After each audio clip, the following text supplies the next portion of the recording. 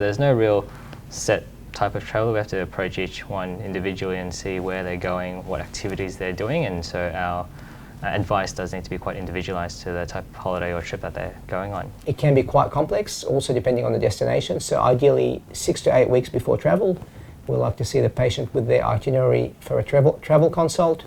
We discuss where they're going, what sort of activities they're going to be doing, the risks. We also offer them appropriate vaccinations, tablets for malaria prophylaxis. If they're going completely off the grid, sometimes extra medications to have with them in case of emergency. The particular ones that need special accreditation is in particular the yellow fever vaccine that needs New South Wales Health approval. All the doctors and staff, they need to be accredited with extra training and certification to provide those. So we have that and offer that at our practice. We actually carry a lot of the vaccinations on premises, so when we decide a patient needs a vaccine, we can get them across to the treatment room and they can get the vaccine on the spot, which saves them having to go out to a pharmacy, get the vaccines and have to book another appointment. It's just more efficient. Particular things we need to go through with patients and the travellers in terms of safety and make sure that there's no adverse reactions from getting the vaccine, that it's safe to give as well.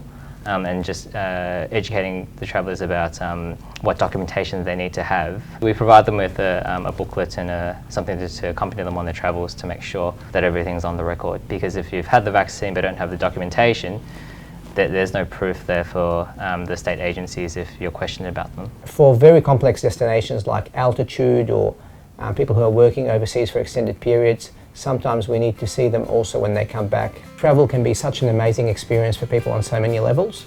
We're lucky to be looking after a group of patients who are explorers. They want to go out, see the world, understand the world. Our job is to make that as safe and pain-free as possible.